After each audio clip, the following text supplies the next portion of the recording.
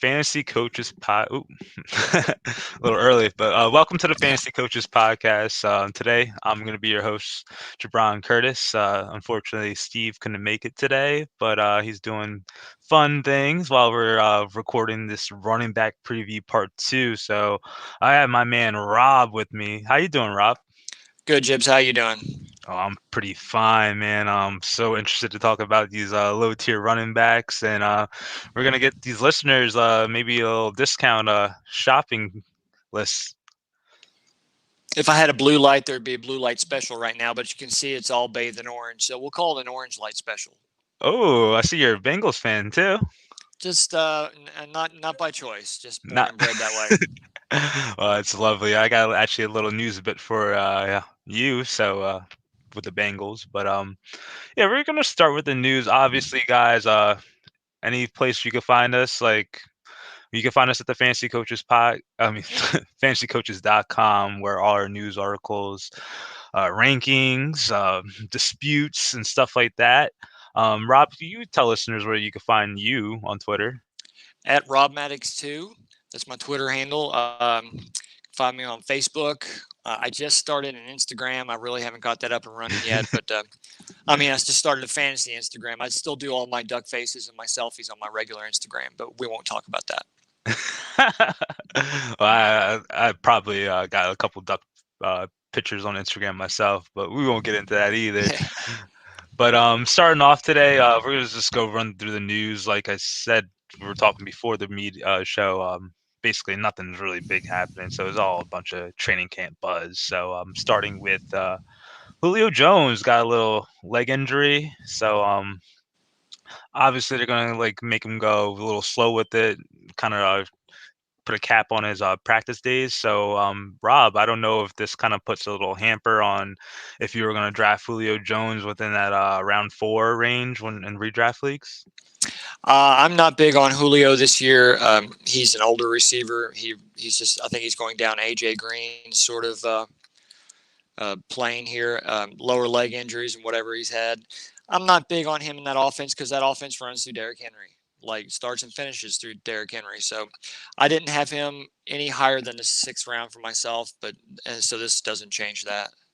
That's pretty interesting. Sixth round. I think I'll probably like pull the trigger on round five if he came there. I think that's a good value. But for me, like, I don't think so. If you're gonna get him as your wide receiver too, and he's definitely prone to miss games, a couple games throughout the year. I don't know if I can rely on that. I know the offense is going to be spectacular with AJ Brown going to be his like counterpart, but I don't think I want to kind of take that toll and the headache throughout the season, week to week. Um, Speaking of AJ Green, he got a little nicked up with a little it's a minor issue. Cliff Kingsbury said so. I don't know if we're gonna be. He's like a late round darling for you, but just keep an eye on him. You know how his injury history has been. Nikhil Harry is actually showing up at Patriots camp. God bless him. I know he was about to get cut during the off season. We're gonna go with Jalen Waddle as well. He's actually pressing at Dolphins camp, saying that he's flashing early and he may have a shot at be like a perimeter wide receiver.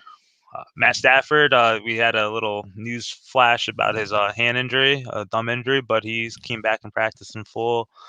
Then the Bengals, Rob, they're saying they're practicing. Their training camp's kind of erratic right in the beginning of the season. Do you want to put a little bit more perspective on that?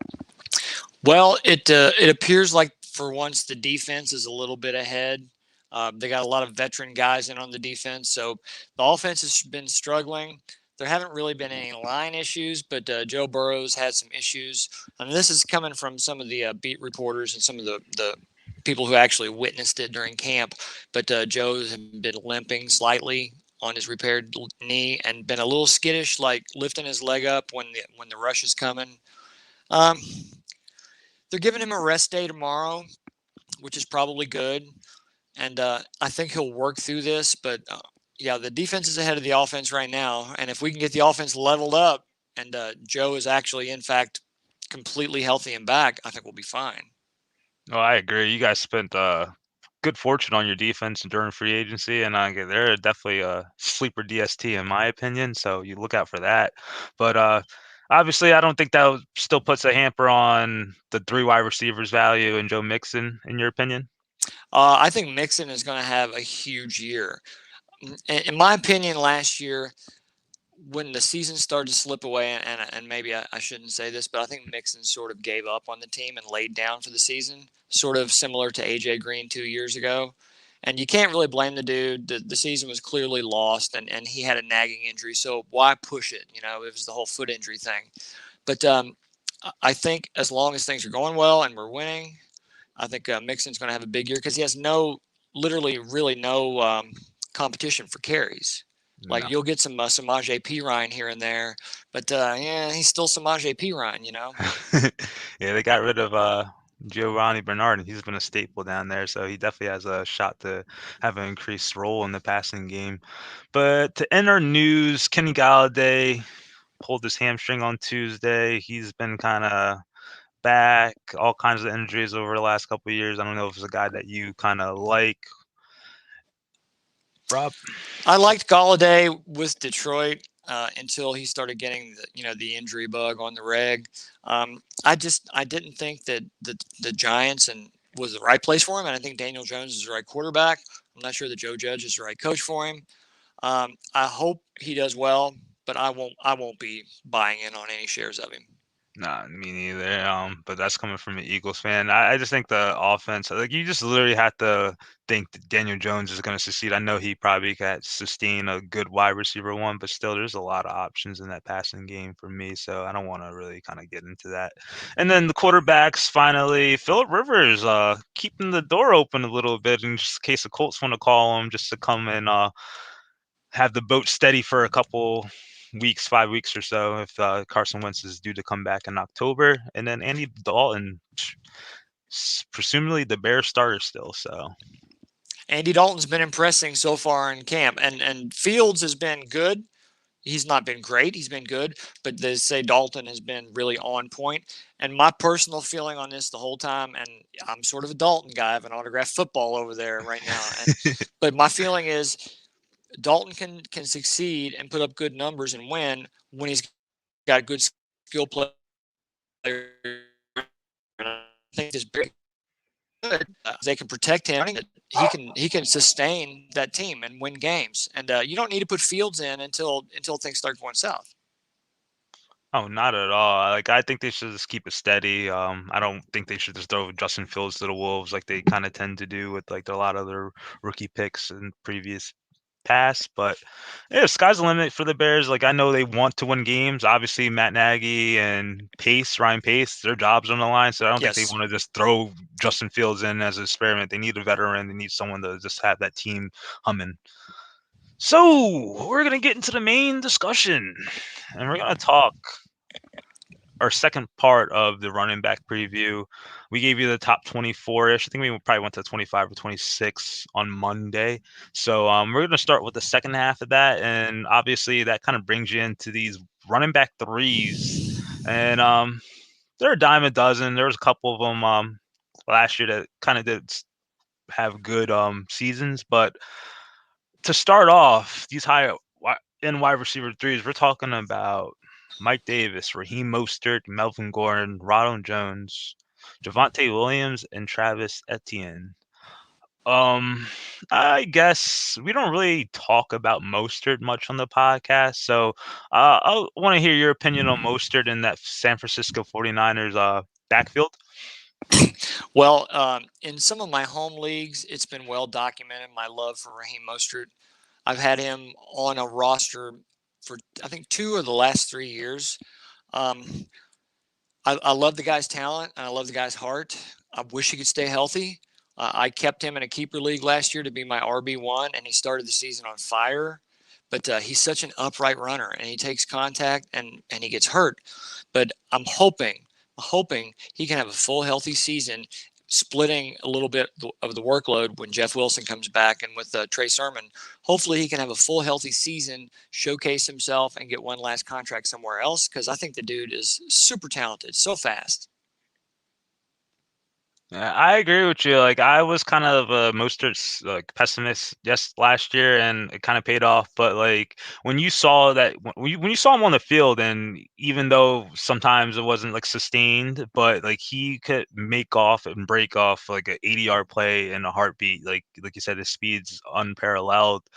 For me, like I just kind of want to roll the dice with like maybe I guess a floor play like a Mike Davis or like for me out of the group, I was definitely Javonte Williams. I'd rather go with either like a four play like Davis or a upside pick like them. But Mostert, I just feel like even though he has the main job, I just think he's going to be susceptible to injury as well as having like a guy like Trey Sherman that you could get a later round value to kind of supplant him as the main running back. All things being equal, if I'm picking and looking at my third running back and Javonte Williams would still happen to be there, absolutely take him over Mostert. Oh, for sure. It's just like you just never know with the San Francisco 49ers. So they have like a diabolical core, but there could be value had for any one of those running backs because that Mike Shanahan system. I mean, is it? Yeah, Mike Shanahan system is There's a pretty reason they fire. call it getting Shanahan. Yeah, Yeah, for I've been sure. Shanahan many times over the years by his dad too, for that matter. All right, and then like we just talked about Javonte Williams. So comparatively to Melvin Gordon, if you started, say you went like zero running back or you didn't really get a top premium running back, would you rather go with like a guy like Melvin Gordon who you know is going to have a role for a pretty good substantial role for like a good 6 weeks, or you're going to go with the upside play and get Javonte Williams who could be a running back who surpasses him and has league winning upside? Well, I'm a big fan of Williams. I know he was just a part-time player at North Carolina, but the he's the whole package. I've never been a Melvin Gordon fan, so myself, and this is just a gut feeling. I feel like Gordon is going to be gone before the season starts, and that Mike Ooh. Boone is going to be the backup there behind Javante. So they're running back needy teams that if they have the trade capital, they can swoop in and get Melvin. That's a pretty fire take. I don't know about them like going I the bill know, for but Melvin. if I'm right, it's gonna be awesome. You will. It would be awesome. I don't know which team probably needs a guy like Melvin Gordon. Like I'm sure injuries do happen So the throughout the Rams could year. probably use him. Oh wow, yeah, that actually would be a pretty good pick and not that far away either. For me, like to answer that question, I'm definitely gonna go with the upside play with Williams. Like you've seen over throughout the years that the Denver Broncos typically are a top half team rushing the ball, so you know there's some like touches available for you. There's gonna be like not like the most upside touches, but you have like a nice floor. Melvin Gordon last year had 60% of the carries. Philip Lindsay had like basically a little over 35%. So you know there's going to be an opportunity right off the bat. And hey, you never know what Melvin Gordon's DUI case will go. Like if he gets suspended sometime during the season, probably not, but it could be a situation to watch out for. I don't know Gordon's age, but it seems to me like he's been in the league since about 1995. So at some point he's going to start slowing down. I'm sure he's probably 27, 28, but age may have to factor in there with the 17 game season. Yeah, he's 28, and it was just so funny. I was over a friend's house. We were watching baseball, boring as hell, and we just turned on the Big Ten Network, and they had the throwback games, and we were watching Le'Veon Bell at Michigan State, and then Melvin Gordon at Wisconsin. I was like, oh my God, Jesus Christ, like he has wheels on him. Unbelievable how time flies. Uh, and a sore, I guess an eyesore on this tier would be Ronald Jones. I think I wouldn't have him as a high end RB3, but do you like Ronald Jones? Or are you just a guy who want to just take the lowest ranked Tampa Bay running back? Well, I have him as low end three or maybe even a high end four. The dude's going to get his carries and he's going to get his yards, but he's not going to get much in the way of catches. He's probably not going to get much in the way of touchdowns. They brought in Gio Bernard, who is excellent in pass protection and an excellent receiver, and a sneaky good runner. And you still have, Lombardi Lenny there, who you never know when he's just going to be great. And Ronald Jones is one dropped pass or one missed a pass protection assignment away from hitting the bricks. Yeah, it's pretty scary down there, and I'll just probably loop in Fournette as well. Like, I think it kind of sucks that last year Ronald Jones kind of got hurt and he got supplanted by Leonard Fournette, and he had an amazing playoff push.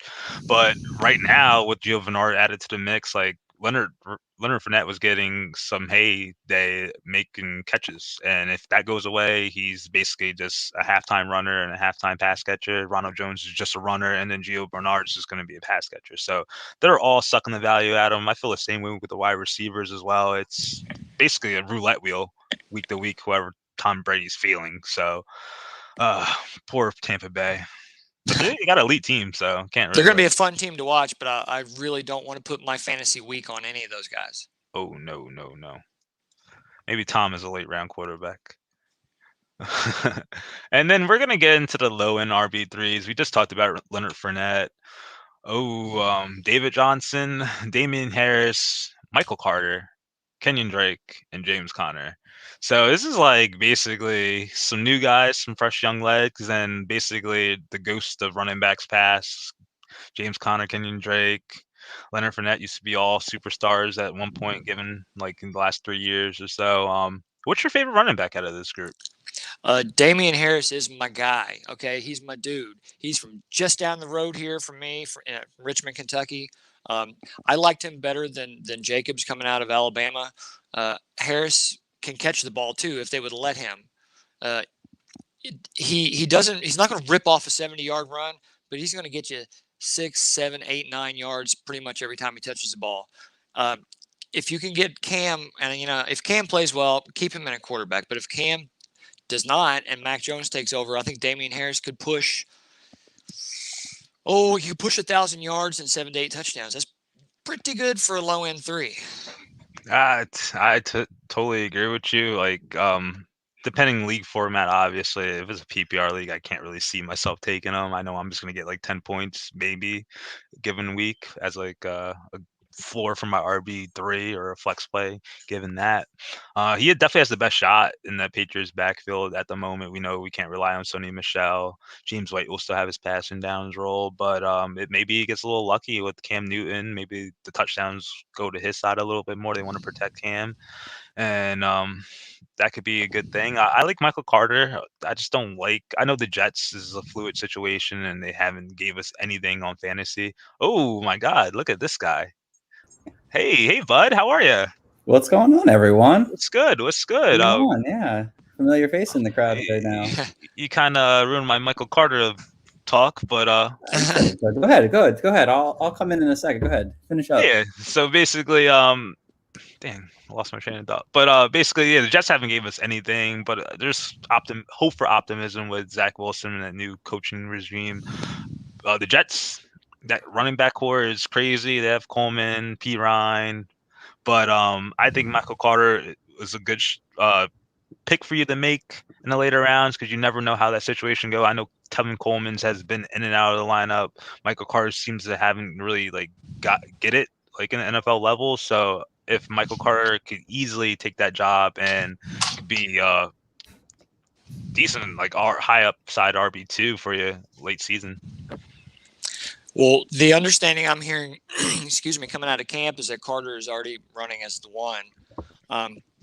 That running back situation, Adam Gase drafted LaMichael Pirine for his offense. Pirine is not a zone runner, so he's lagging about third or fourth in the pecking order. I wouldn't be surprised if he wound up somewhere else for this season. He's a good running back, but he just doesn't fit that system. I think Ty Johnson is just a guy, and Coleman, he got hurt. Just me talking about this right now. So I think Carter could return really good value, maybe third amongst rookie running backs this year. Ooh. If you opportunity is king. If you get the volume, you get the carries, you get the work. Look at David Montgomery last year. Not a talented dude, but he got all the work. Oh, I took him a lot everywhere, and if I had to get a tattoo, I definitely put that phrase on my back. Steve, who are you filming in this group? Who's your favorite running back? I know it's not Fournette, so you might as well scratch that off. Yeah, no, honestly, it's guys you just talked about, Michael Carter. I think he has the best opportunity to see a big workload this coming season here. Coming out of college, he had a lot of speed to his game, and he was productive at UNC. And now it comes to a Jet situation where you guys kind of already mentioned where, I mean, Tevin Coleman, Michael P. Ryan, I mean, they're just not going to cut it at this point. I mean, Michael Carter has that potential to be a three-down back. I don't know if he can handle a three-down workload, so that's why I think he is a possible, at least RB3, but he's going late in draft still, and I think we saw as of Monday's mock draft, I mean, he's a guy that you could definitely target as your RB3 right now, and I think we're pretty happy for this season here. This is an interesting group of, like you said, young guys and some guys past their prime, I think, at this point. For sure, for sure. Okay, and then just to end this little sad tier running backs, but who you got? Kenyon Drake or James Conner? If you had to pick just between those two of these newly situational running backs, and For me, it's Kenyon Drake because they're going to use him at some at well, you can't trust Gruden, but they say they're going to use him some at receiver. But the dude was still ultra productive last year. I mean, he had double-digit touchdowns. He's the highest paid running back on the team. So I mean, he's gonna siphon touches away from Josh Jacobs, and he's gonna get his. Connor's. I love the story and I love the guy, but I'm a Chase Edmonds truther, so I don't like Connor. I like where you stand your ground. I'm gonna take Drake as well. I just rather take a guy who's shown me that he could actually have a sustained season. So like I'm talking like 10 plus games, 10 to 14 plus games, I guess, or so. So I like Drake's situation, I guess. Like if I don't want to get Josh Jacobs in round 4 or 5, I'd rather wait like 3 or 4 rounds later and get Kenyon Drake if I need a backup running back or so, rather than going in that headache situation with James Conner, Edmonds, and Kyler Murray. Wow. Hate it, guys. Drake, come on. Oh, give me the Conner. Give me the Conner. Well, I am on the Connor side of things here. Let's go with And Conner. my overall take is that you look at Kenyon Drake. Yes, he is. They brought him in. They paid him. So I mean, James Conner didn't get paid. He got signed later at a slower deal. So you look at the money situation. Kenyon Drake should hopefully have a big workload. Again, Josh Jacob is there though. Still, Josh Jacob is still a first-round talent running back. Where they have Chase Edmonds, who was not a first-round talent running back, who is, I think, honestly more of a pass-catching back, who I think will have to split time with Connors. Kenyon Drake, I mean, the O-line's bad. We talked about why we don't like Josh Jacobs. The O-line's still bad. I mean, there's a lot of talk this offseason about the wide receivers and how they're going to take the next step. And Henry, Ruggs, Braylon Edwards. I mean, you have Waller already there. I just don't see there's enough production to make Kenyon Drake that productive for my eyes. While I think James Conner, while his contract says otherwise, maybe he could be cut before the season. That's a possibility. But if you look at the situation there, he's filling what Kenyon Drake did last year to some extent there. 900 yards, 10 touchdowns. While I don't know if he gets 900 yards and 10 touchdowns, I mean, there's still a possibility 700 yards and at least 7 or 8 touchdowns possibly for James Conner in a reduced role, which I think that will be better for his situation because of him not being able to stay on the field. That was a key factor. I don't think he's a workhorse back, but as a compliment to a guy like Chase Edmonds, I think he has that opportunity to see that work there. So I like him as a round RB3 over Kenyon Drake right now because I think his opportunity could end up staking while Drake's is very unknown of what's going on there. As long as you go into it knowing that you're going to have 4 to 5 weeks where he's going to be unavailable. I mean, it's just his history. It's going to happen. So if you got the depth behind him, I can see that because he'll be productive when he's playing. That makes 100% sense, but maybe seeing a reduced workload might keep him on the field more. Remember, in Steelers, he was getting 25 touches a game. He'll probably be getting 15 touches a game. That's a complete difference. I'm hoping that keeps him on the field.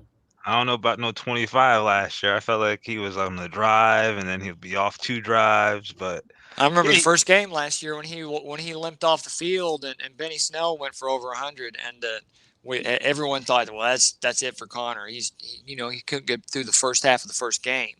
And then he came back and was like RB7 for a 6-game stretch, and then He's he got got the hurt talent. again, unfortunately. He's got the talent. He does. So it's a definitely good situation for Connor, and he could definitely optimize with, especially given the fact that, like you said, Chase Edmonds doesn't carry the load, or a heavy load to say. All right. So guys, you guys like Chipotle? Never had it. Never had it? All right. Well, how do you like your tacos? Do you like just regular tacos? You like burritos? You're a quesadilla guy? Maybe like taco salad? I'm back on the taco train now. I was on the burritos for a while, but every time I had a burrito, it just, at the end, I was like, I didn't like this that much. Back to the taco game now, and I'm like, oh, I love tacos. I feel great after having the tacos. So I'm a taco guy. Oh, I love nothing more than making a taco at home, taking the first bite, and having an explosion. Well, the reason why I asked you, like, this is the elite handcuff tiers, and like these guys could be like Dylan could be the burrito, like the straight brute that you gotta just kind of power through. You got Gus Edwards, that's your basically your taco salad, like he could just do it all. Then you got Tony Pollard, that's your tacos, is like he just comes in, he's light. And then Trey Sherman, like that's your quesadilla. It's multiple pieces, but you got to figure it out. So long-winded. Who's your favorite handcuff? Or do you like? And your second question is, do you like your handcuff to have standalone value, or just to be that guy who could have league-winning upside in case the elite running back goes down? For me, that would be A.J. Dillon. My love for A.J. Dillon is deep and abiding, and I think, given the opportunity, he's a league winner, and I think he has standalone value as is. Statting out the 17-game season, considering Aaron Jones' history of never really having more than 200, 220 carries, I can still see Dillon pushing 200 carries, and if he catches 25 balls, he's going to get the goal line work. That's a pretty good, low end 3. And that's a guy, if Aaron Jones goes down, that absolutely could win your league for you. Ooh, I really can't make a case for Dylan, but I'm gonna go Gus Edwards. I want a guy in maybe a couple rounds lower ADP, but I know they're not gonna just run J.K. Dobbins out there by himself. Gus Edwards has a role. He may even have a decent role as a red zone runner as well. The Ravens' rushing offense is pretty much prolific. I know he's gonna have a legit role there. I just can't pass along that, and he still has upside if Dobbins were to go down, even though you still have to deal with that Lamar Jackson kind of rushing prowess in the red zone. But for me, yeah, I love Dillon, followed by Edwards this year. Yeah, the way they're statted out just like that in terms of their ADP for the most part, I believe that's how I would have them too. I mean, I like Dillon a lot. I don't know what kind of workload they're going to get. Kyle said it's a 40-60 split, like he mentioned. I'm hoping that's what it is, and I'd love to have Dillon have standalone value, but I'd probably go with you, Jibs, on Edwards because I know I've seen Edwards do over the last couple seasons now. He's just been a guy that's so consistent and a guy who's just going to see touchdown. He's going to see workload in the third and fourth quarter because the Ravens are going to be up in games. He has, I think, at times good standalone value as a flex option, but Dillon has that upside that could be even more, which I really like. So it's between one of those two. Upside, you go with Dillon. I think Edwards is more of that consistent option. That's how I see him. Yeah, and to put it into perspective, last year, Aaron Jones had 52% of the rushes. Dillon had 12%, and Jamal Williams had 31%. Jamal Williams only had 119 carries. Dillon had 46. So you could think he could realistically be in that 150 range as a backup runner, especially given that the extra game in the schedule. So it's not a bad play at all. And just real quick, guys, on Sherman. I know people love Sherman, and personally, I just want to say out there, I'm not a big fan. I don't know how you guys feel about Sherman. I feel like we should mention him real quick.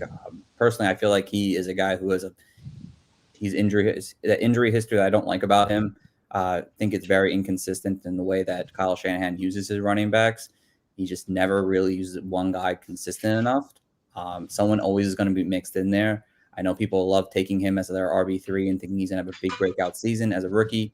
But personally, for me, guys, I just can't get on board with that this season here. I have him, I think, lower than a lot of these guys on the list. Like, I'd rather take all these backups than Sherman's possibility of being the starter go week 3 because of Mostert being out. I don't know how you guys feel about that. Well, they also drafted Isaiah Mitchell, who they love, and he's going to have some sort of role. I know he's not going to be taking any, first or second down carries, but you got to think there's a guy waiting in the wings named Jeff Wilson Jr., who always seems to excel when he's given the opportunity. And if he hadn't hurt his knee, I would have had him much higher. But the dude is young, he runs angry, and he'll be back around week 6, week 7, and he's going to cut into the workload because Shanahan loves the dude, and he's good. Yeah, this is definitely buyer beware with Sherman. Like for me, I definitely would rather just have Pollard. I know even with the talks of Dallas saying that they want to kind of reserve Zeke's legs, you think you may have even more impact. But you never know with the 49ers running backs at all. And it's quite frankly mind-boggling, like actually looking at the ADP from the website Fantasy Pros.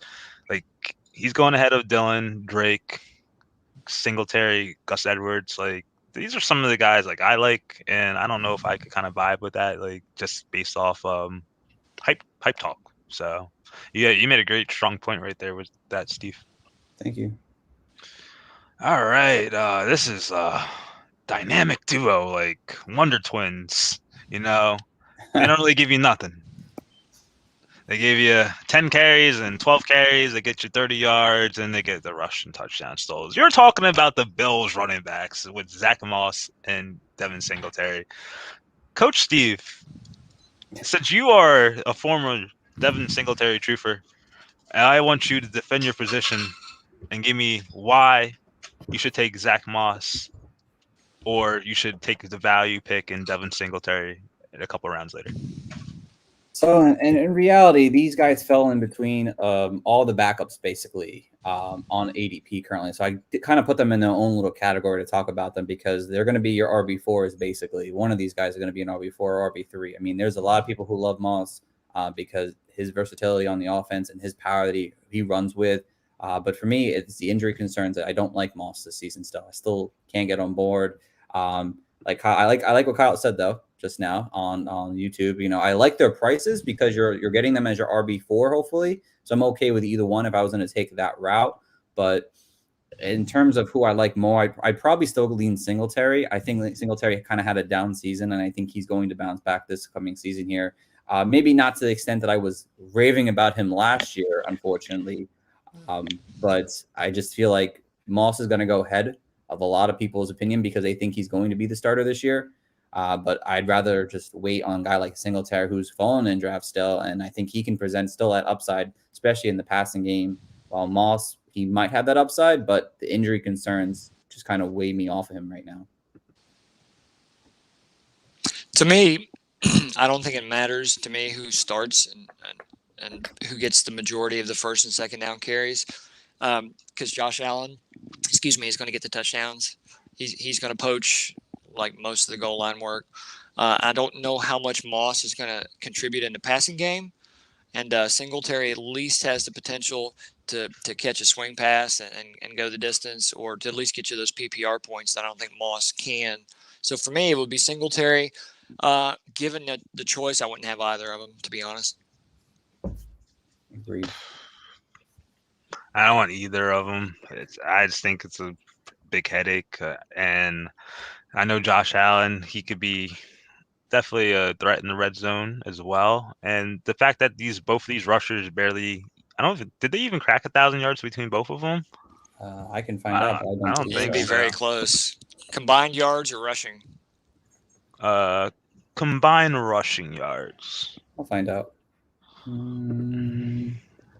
Let's see. Let me look at something up. They combined over 1,000 yards. Yes. And if I could get I just don't. If you're splitting that's like 500 and 500 piece or 600 and 400. I just don't think I could deal with that as a RB3 at all. They're best RB4s. Again, if you like Moss for his upside possibility, you go Moss. If you prefer more of maybe a consistent, very low floor, unfortunately, Singletary, I prefer better, personally. I know he's in a play. Between the two of them, I would take someone like Rashad Penny over both of them just because of the potential upside, I would rather have the upside of someone who has high draft capital and could really return on the tiny investment as opposed to two just guys, you know. They're just Jags at the end of Just a the guy. day. Yeah, pretty much. Okay, I like this group over here. Some couple people we could talk about realistically, and kind of format driven too as well. So in this group we have Nyheim Hines, Latavius Murray, Jamal Williams, J.D. McKissick, and Alexander Madison. You got some brutes, you got some finesse guys out there. Um, we'll talk about Nyheim Hines first. Given the Colts situation right now, we don't know who the quarterback's going to be, if they're going to go out and get a veteran. Would you still want to take Nyheim Hines given this Colts situation in this group right here? That's a no for me. I wasn't big on him anyway. I think Jonathan Taylor is going to get a lot more work in the passing game this year because he's a stud. But the way things are right now, until Jacob Eason shows something, or Phillip Rivers comes back or something, I'm going to stay away from Hines. Stevie. Yeah, I'm kind of definitely taking the downward turn on Hines. I don't think he's going to see the same production that we saw out of him last year. I mean, Phillip Rivers was on the field, so we know Phillip Rivers love to throw to his backs. He's going to have a role in this offense for sure. There's definitely going to be weeks where he ends up with like 6 or 7 receptions and like has a really great game. That's just what he's going to do. I think he is part of this offense here. Whether or not he sees what he saw last year is to be determined, depending on how much they want to put on Jonathan Taylor's back for sure. But I mean, Hines have had 44 receptions in 2 of the last 3 in 3 seasons now at least. So he has some work there as an RB4 potential, especially in PPR leagues. If it's not PPR, full point PPR, I really don't want anything to do with him this season because he hasn't, he's just not going to show enough on the ground and very via the touchdown situation. But in full point PPR as an RB4, I'm okay with, but I'm not as high on him. I don't see that upside as I liked about him last year. Yeah, that's like the only case you could really make for him if the Colts are like that bad and they have to just kind of play catch up throughout like starting in the third quarter or so. So even that being said, like it's kind of still a big gamble. If it's Jacob Eason starting, you still have JT, elite running back, and Marlon Mack's back. I don't think he's going to make that big of an impact in the passing game, but still, there's going to be a viable threat for him to be off the field at times in a given scenario. Yeah, I think I would kind of peg him down a bit, but like a PPR speculation, I wouldn't mind having him as like a couple late round flyer, maybe like 13 before I'm picking like a defense or kicker. Even as my last pick in a PPR league. All right. Oof. Ooh. Very. Okay. Perfect. My boy Alex had said DJ McKissick is one of my starting running backs in a 1 QB 2 superflex or 1 QB 2 superflex. Maybe 3 quarterbacks. How concerned should I be? Oh. Rob said very worried. Yeah, I think his role is going to be diminished this year. Gibson is a superstar in the making. I'm not sure. Okay, we all know check down Charlie last year in Washington loved to throw the ball to the running backs. I don't know if Fitzy is going to be that guy, and I don't know how many designed routes or whatever that McKissick's going to have or how much opportunity he's going to have. I just think Gibson's about to explode, and JD is going to take a little step back. But he's still a good player, and he's going to have a role. But as a running back one, yeah, not good. Not good, dude. Yeah, it's kind of square. I would be scared if that was my option, but it also depends how the rest of your team looks. If you have a decent cast who could just, especially if you have a decent cast of floor players that could kind of just elevate the team. But I would definitely look into getting some options. I don't know what those quarterbacks looking like, but given that it's a two super flexes, you definitely could just try to trade one of those quarterbacks and get you a nice little running back. Or a better one than McKissick. Yeah, Alex, I'm on the same page with the rest of these guys here. Last season up through week 8, DJ McKissick was RB like 45. He was not involved in this offense here, and then it was really only until I think to some extent when Antonio Gibson went down for 4 or 5 weeks, that McKissic saw that big increase with a guy like Alex Smith, who at that point of his career was just tossing the ball to McKissic every play because he had no time to get the ball anywhere else. So he should be in for a big downgrade. I just avoid him this season and let someone else take that. Because, I mean, yeah, maybe he'll have a game or two where he sees, like I said with Hines, 8 or 9 receptions maybe. But it's not going to be as consistent and floor driven as it was this past season here. So I'm down on a guy like that for sure.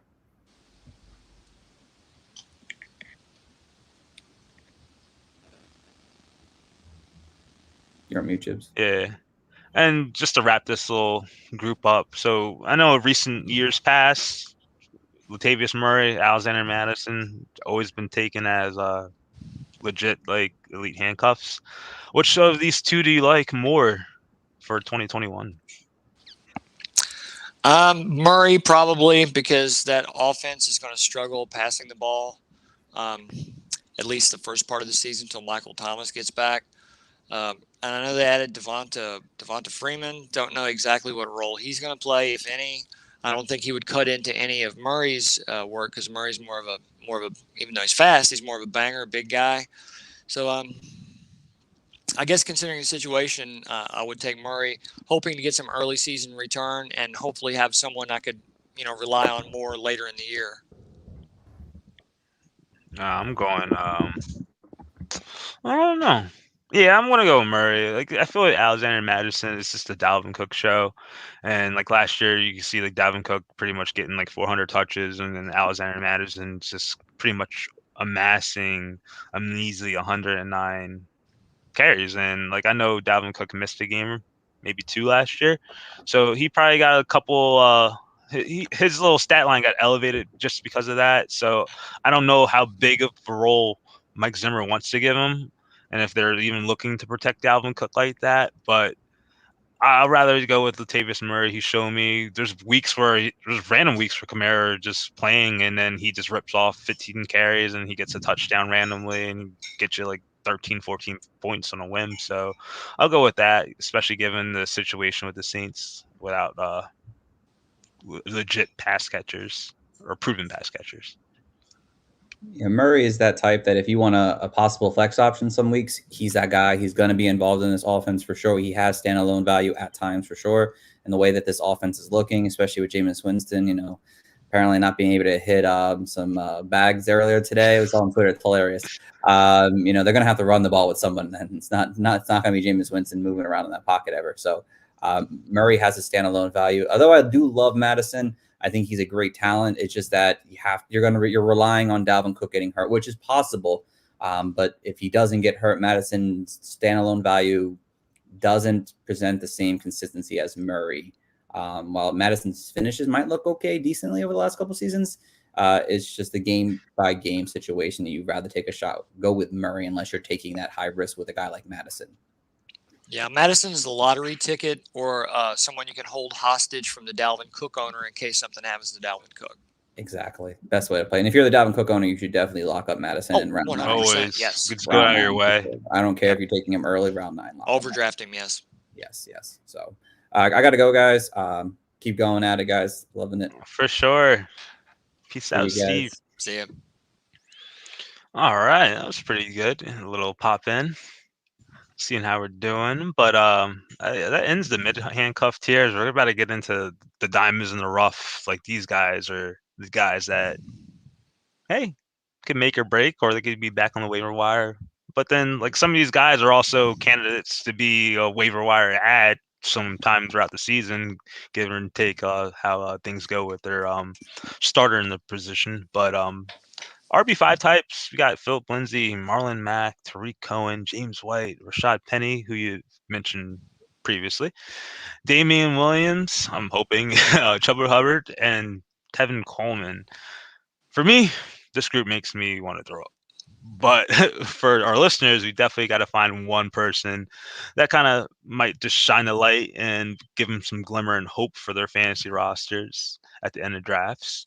Rob, who's your pick? It's probably Penny, but definitely elaborate on that if it's not.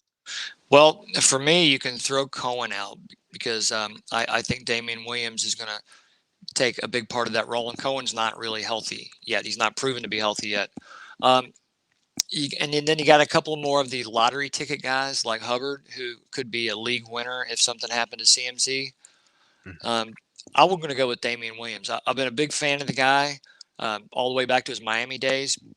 I think if he would have played last year in Kansas City, he would have had a huge year, even with CEH there. Williams he runs hard.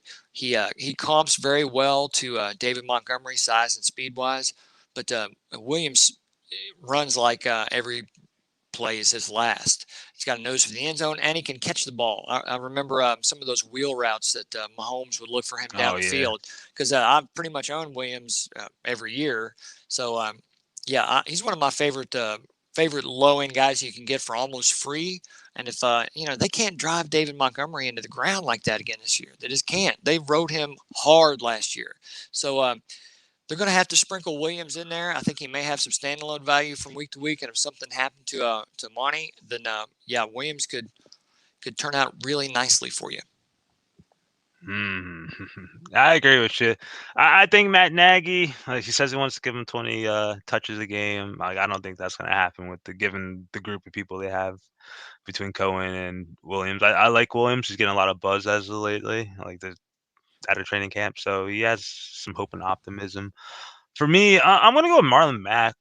Even given the Colts situation, like, you could let it play out throughout the season, but at some time, I know Taylor may have a fumbling issue, or Taylor might even get hurt. You never know, but I'm not wishing that on him. But if he were to go down, you have a guy who's done it before, a guy who they know who can handle 20 carries if they need to in a given week.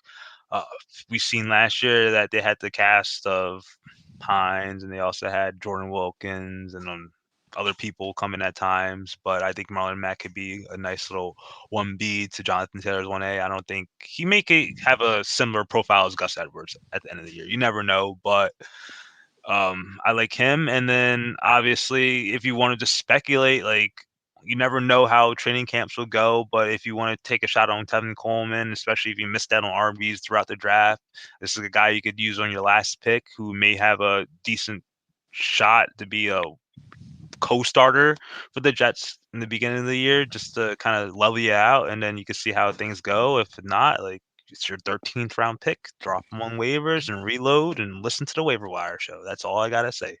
So those are my two. And like Lindsey and Mark Ingram, they went to the Houston Texans along with David Johnson. I just think, I don't know what's going on there. I know they're going to be bad. I know David Johnson could give you 3.5 yards per carry. There's going to be someone else that emerges there. It could be Lindsey. And I just don't know if you can really rely on that, because like you've seen what Duke Johnson has done over the last couple of years being there. Like, I know Philip Lindsay probably could do some of the receiving work. David Johnson can do the same thing as well, but I think it's going to be a headache there. I think it's like San Francisco light. I'm feeling like Ingram's probably going to get cut. That's been some of the buzz. I think he's a coach.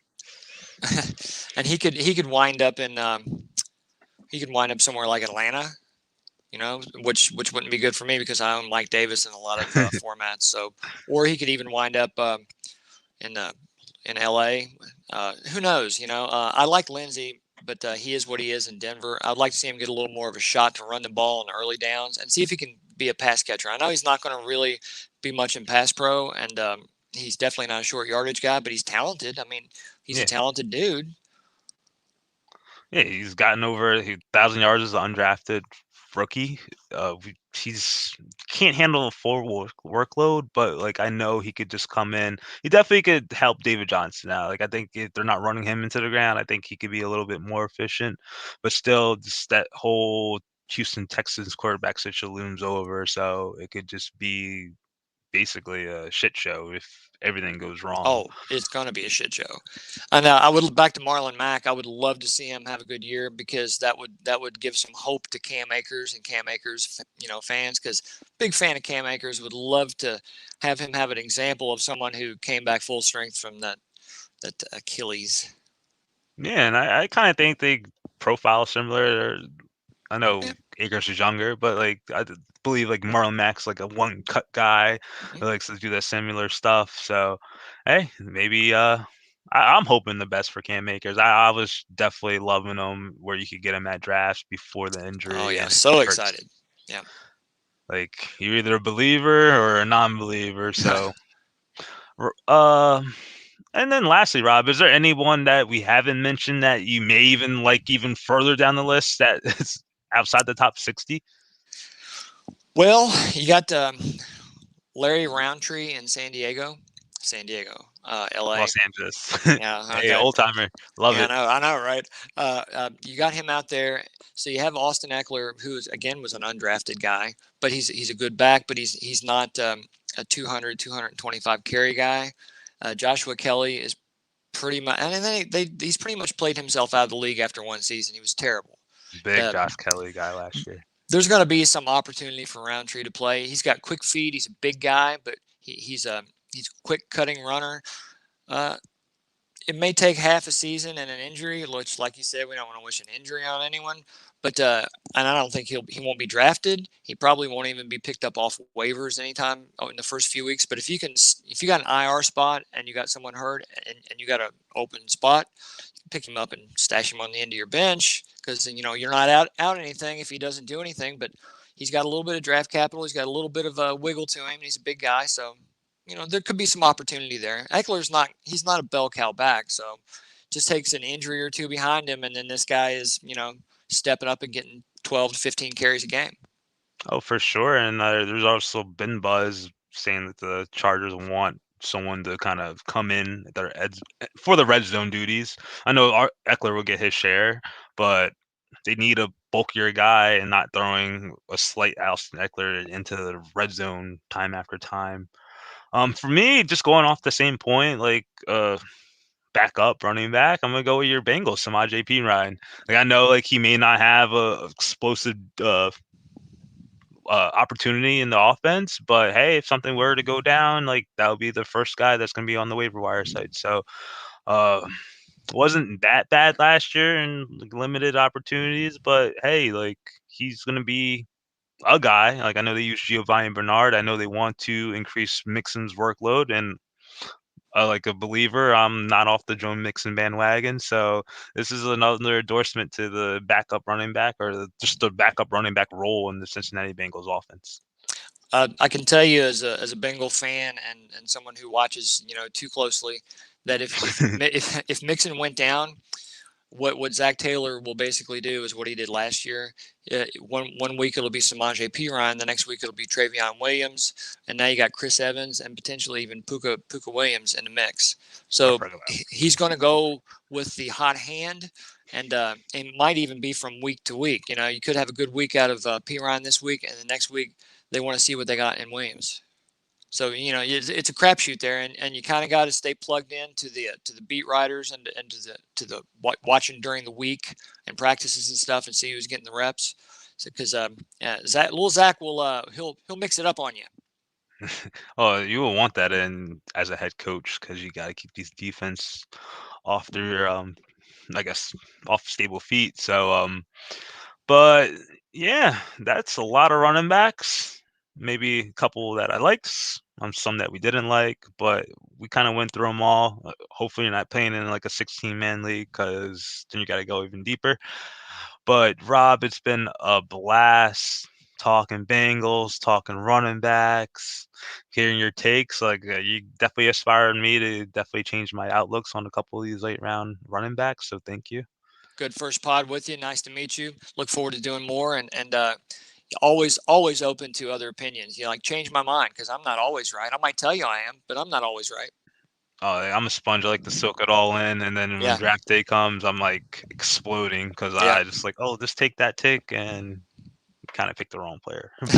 Sometimes. Sometimes, yes. Yeah.